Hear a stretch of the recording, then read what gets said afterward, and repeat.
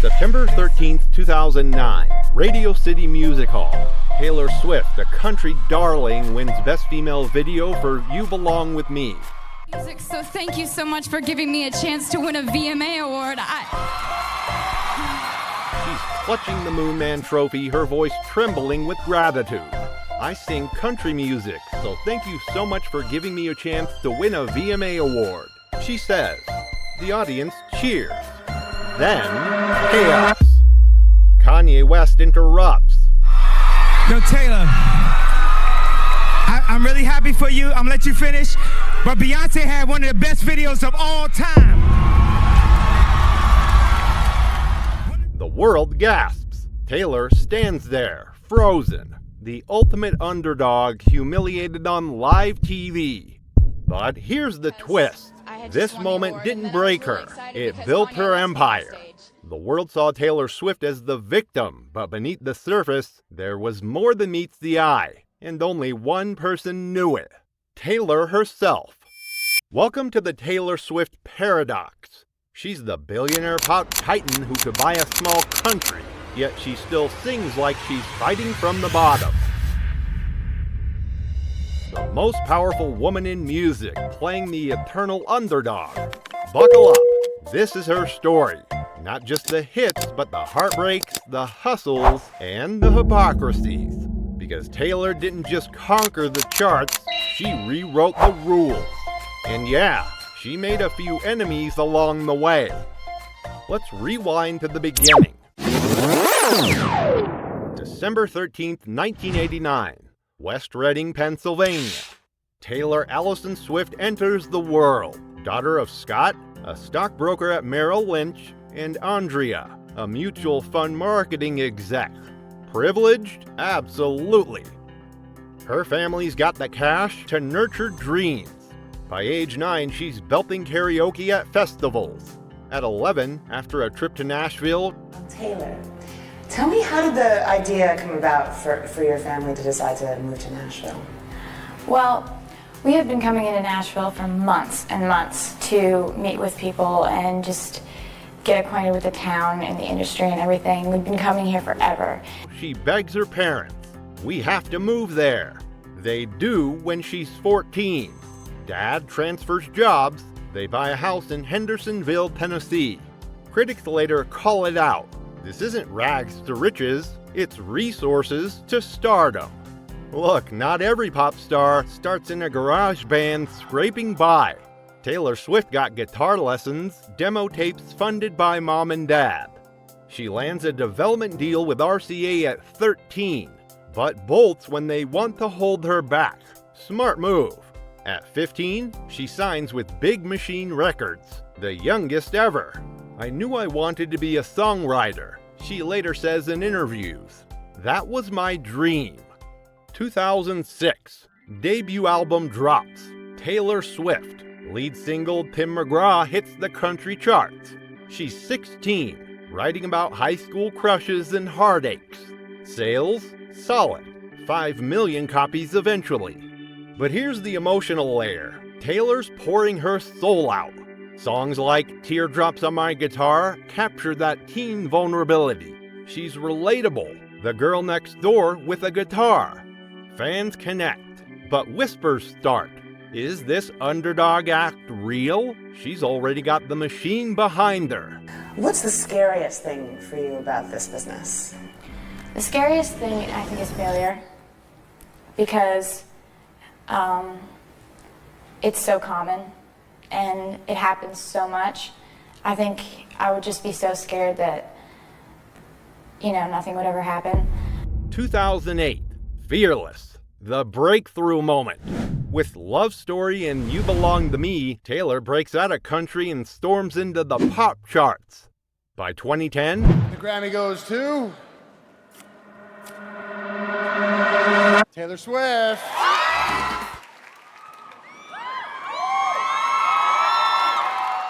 She's sweeping the Grammys. 4 wins, including Album of the Year, making her the youngest ever at just 20. The Fearless Tour pulls in more than $66 million across nearly 100 shows.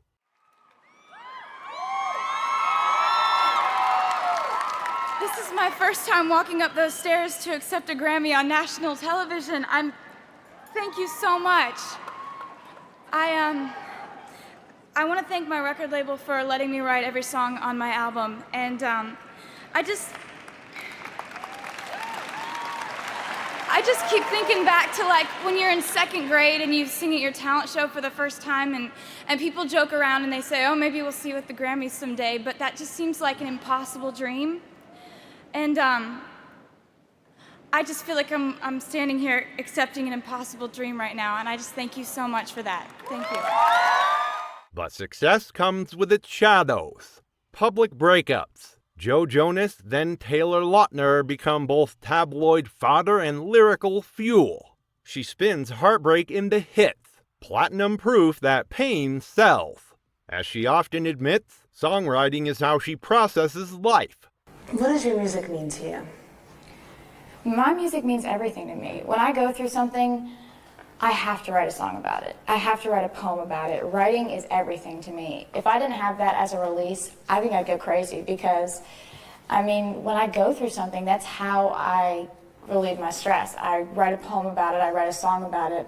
I write in my journal every single night. So music and writing all together, I really can't picture my life without it.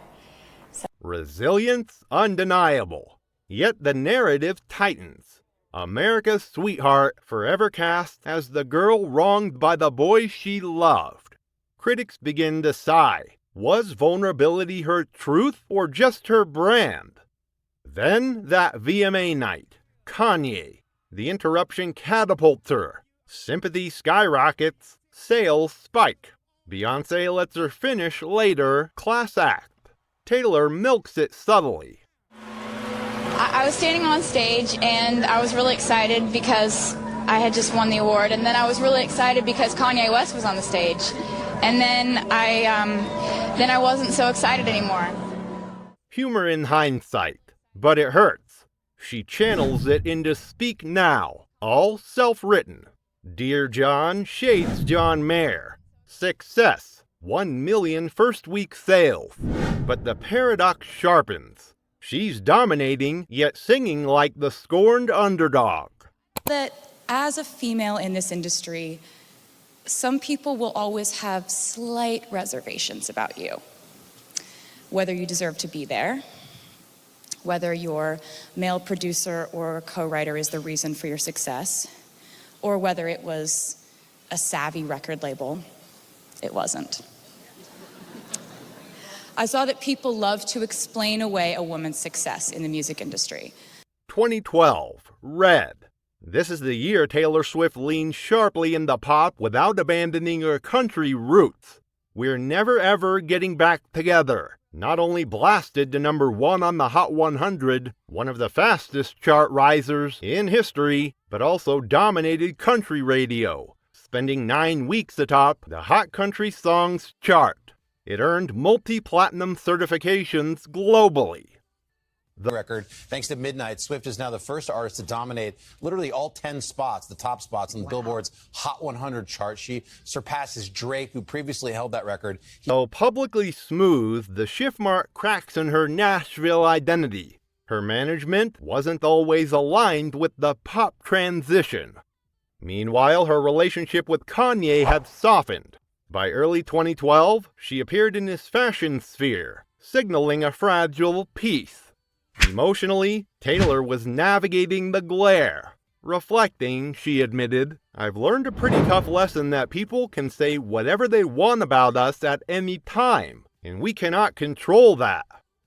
2014, 1989, the pop reinvention.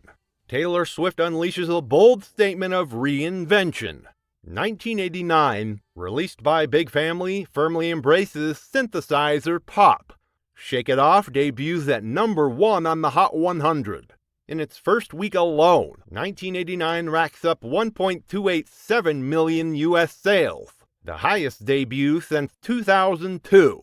Her 1989 world tour follows in 2015, grossing over $250 million, with North America accounting for about $200 million. Along the way, she debuts the Celebrity Squad, reinforcing her pop icon image. But she doesn't just shake off criticism. She takes a stand, pulling her music from Spotify and demanding that only paid subscribers could stream her songs. It's a bold fight for artist rights, though critics questioned whether it reflected principle or power. Circa 2015, amid headline-grabbing romances with Calvin Harris and Tom Hiddleston, Taylor Swift took control of the narrative, turning scrutiny into satire. With Blank Space, she skewered the media's serial dater trope, portraying it with ironic flair. Yet, even with that biting humor, her vulnerability seeps through. As she later reflected, "It's pretty intense writing about my own life, my own struggles." Whatever they criticized about me became material for musical satires or inspirational anthems. And the best lyrical examples I can think of are songs like Mean, Shake It Off, and Blank Space. Basically, if people had something to say about me, I usually said something back in my own way. 2016, conflict escalates. At the center is Kanye's bold lyric, "I made that bitch famous," a line Taylor says she never approved. She was only asked to post the track, not consent to its messaging. Kim Kardashian then releases edited phone call snippets suggesting Taylor's approval. Taylor pushes back, condemning it as a frame job, and emphasizing that it was both unauthorized and damaging. The feud escalates when Kanye's wife, Kim Kardashian, releases clips of a phone call between Kanye and Taylor, edited to imply approval, while Taylor insists the footage was selectively edited and released illegally. Shortly after, social media erupts with snake emojis, an insult she later reclaimed on her album Reputation. Now I'm being cast as a villain to you? Okay, here's an album called Reputation, and there are lots of snakes everywhere. The fallout pushes Taylor into a period of self-imposed privacy. "I didn't leave a rental house for a year. I was afraid to get on phone calls. I pushed away most people in my life because I didn't trust anyone anymore," she told Time. Now I'm actually a calculated manipulator rather than a smart businesswoman? Okay, I'll disappear from public view for years. In her documentary Miss Americana, she reflects, "Nobody physically saw me for a year, and that's what I thought they wanted." Nobody physically saw me for a year, and that was what I thought they wanted. Though she refrains from explicitly labeling it depression, her later songs, Anti-Hero and This Is Me Trying, echo that darkness, addressing self-worth, public scrutiny, and emotional heaviness. 2017, Reputation, dark and defiant. With Reputation, Taylor Swift leaned into the controversy. "Look What You Made Me Do" satirized her media image, symbolically resurrecting snake symbolism. Her Reputation Stadium tour smashed records. $345.6 million gross dollars over 53 sprawling stadium shows, making it the highest grossing tour by a female artist at the time. Yet critics pushed back. As Dana Evans provocatively wrote, "Swift is not coming from behind, she's been ahead since she started." The so-called underdog narrative felt manufactured. At the same time, commentary on her squad highlighted accusations of white feminism that lacked deeper representation and intersectional awareness. For fans, however, the message was different. Instead of a victim, Swift represented a defiant survivor, pushing back against sexism and media criticism through her music and narrative. The tension, villain versus victim, became central to her cultural moment. 2019, Lover. Bright but overshadowed by conflict. Taylor Swift's first album under Republic Records marked a new chapter, though the storm had already started brewing.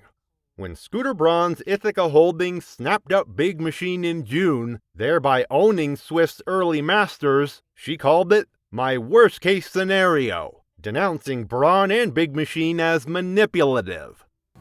Which brings us to Scooter Braun. Yeah. Earlier this summer, Scooter Braun, a talent agent with whom Swift says she has a contentious relationship, acquired the rights to her previous recordings, her masters, when his company bought Scott Borchetta's Big Machine label group for a reported $300 million. In response, she began re-recording her early catalog, starting with Fearless to regain ownership. Underdog against big music or savvy billionaire play? Net worth climbs to $570 million by then. 2020, Folklore and Evermore, quiet revolutions in the pandemic. In the midst of global isolation, Taylor Swift embraced the softer indie folk sound with a surprise release of Folklore in July 2020, followed by its companion album Evermore later that year. Folklore blended folk, alternative, chamber pop, and electropop elements, offering introspective narratives that resonated deeply with audiences navigating the same emotional turbulence. The album struck a chord. It won Album of the Year at the 2021 Grammys, making Swift the first woman ever to take that trophy 3 times. Released without prior promotion, it was hailed by critics as a masterpiece of quarantine-era artistry, a bold reinvention grounded in emotional authenticity. And the Grammy goes to Folklore, Taylor Swift! Swift's lyrical vulnerability was front and center. Reflecting on her struggle, she later remarked, "I've been honest about my struggles," a sentiment echoed by fans who found solace in her raw and honest delivery. But as the spotlight grew, criticism followed. Environmental activists and public discourse called out Swift for her private jet usage, which reportedly generated thousands of tons of CO2 emissions, placing her among the highest celebrity emitters. Critics accused her of hypocrisy, preaching emotional depth and vulnerability while pursuing a carbon-intensive lifestyle. Between 2021 and 2022, Taylor revisited her Red era with Red, Taylor's version, featuring the emotional 10-minute cut of All Too Well, which sparked intense fan devotion and widespread praise. Soon after, Midnights offered a polished and introspective return to pop. Then came her Eras Tour in 2023 and 2024, a cultural phenomenon and record breaker, becoming the first ever tour to surpass $1 billion, eventually exceeding $2 billion in gross revenue while fueling local economies globally. I don't know. What did it feel like to wrap it up? What does it feel like now? Like not touring and being on a jet every day, basically trying to go from country to country. Yeah. I mean, insane. It feels great, Jason, to be honest. I'm not going to lie to you. You don't miss it?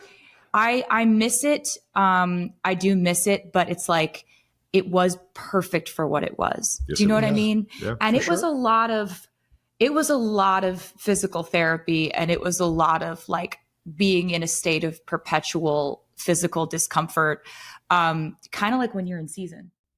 As for politics, Taylor transitioned from silence to advocacy.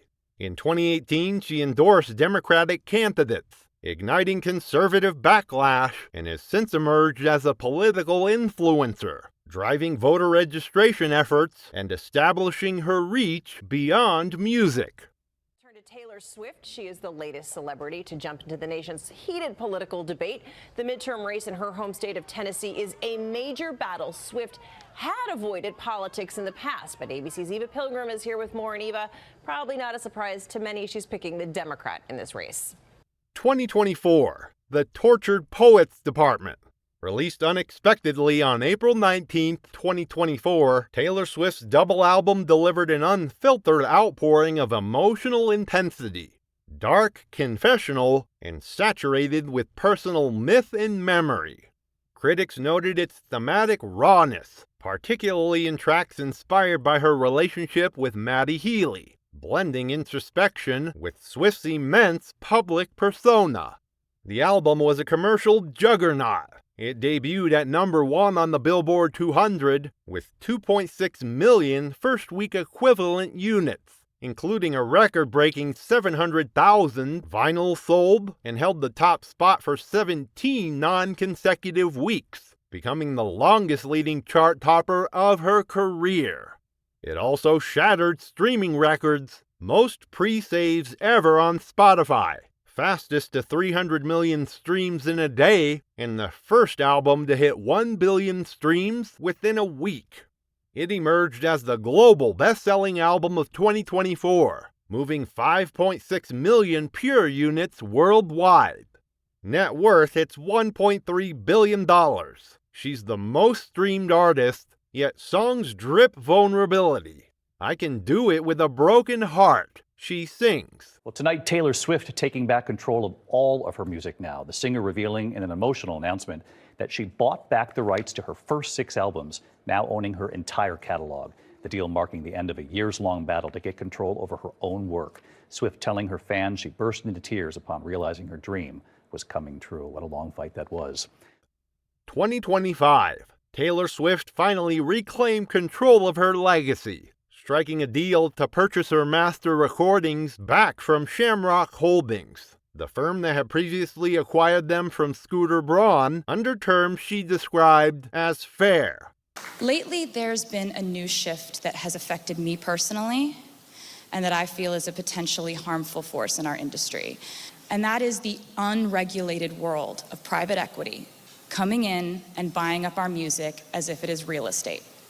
The victory was more than personal. It reshaped the music industry itself.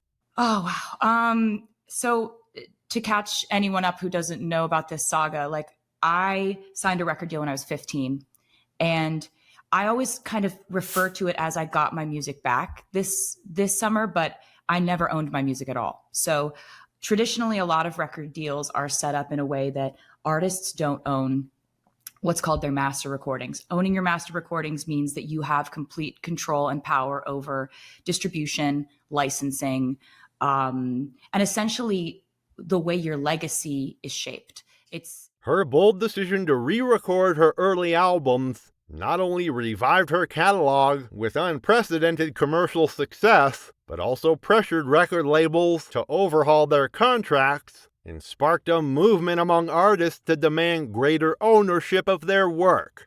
In turning her struggle into a strategy, Swift transformed what seemed like a loss into a blueprint for creative independence. By mid-2025, Taylor's financial trajectory reflected her success. Her net worth surged to around $1.6 billion, making her the richest female musician. Powered by earnings from her Eras Tour, her Vault re-recordings, and the blockbuster releases, including Tortured Poets Department. From Nashville, Tennessee. That's bullshit. She is from Reading, Pennsylvania. She is the most awarded artist in the history of the American Music Awards, Billboard Music Awards, and iHeart Radio Music Awards. She has 14 Grammy Awards and is the only artist in the history to win Album of the Year 4 times. Last December, she wrapped up the Eras Tour, which spanned 149 shows across 51 cities, 5 continents, and was the most attended tour of all time. I'm still going. Hold on for him. Her last album, The Tortured Poets Department, set a record with 1.76 billion streams globally within the first week alone. All right. And as a fan of that guy on the Chiefs, she has 19 wins, 2 AFC titles, and a Super Bowl. 92%ers. Are you ready for it? Making her podcasting debut, the most aggressive guest in the history of shows, Taylor Swift! that intro. August 2025. Swift announces the release of the Life of a Showgirl album on the New Heights podcast with Jason and Travis Kelce. And immediately her website crashes. So, what does the Taylor Swift paradox mean today? She's reshaped music, streaming fairness, ownership rights, and fan loyalty. Influence? Immense. Young artists cite her as a blueprint. Lessons? Vulnerability sells. But so does control. Her story teaches resilience. Hard things will happen to us. We will recover. We will learn from it. But the contradiction lingers. Powerful yet playing small. Is it marketing or human? Critics called her privileged. Fans called her a fighter. But in the end, the only thing that mattered was her voice, echoing across stadiums, reminding us, even titans feel small sometimes. Taylor Swift is the most powerful pop star alive. But the paradox that keeps her at the center of culture is this. She'll always convince you she's still fighting for her place. And maybe that's why she'll never lose it. I'm trying to be as educated as possible on how to respect people, on how to deprogram the misogyny in my own brain. Toss it out, reject it, and resist it. Like, there is no such thing as a slut. There is no such thing as a bitch. There is no such thing as someone who's bossy. There's just a boss. We don't want to be condemned for being multifaceted. Subscribe for more documentaries on your favorite entertainers.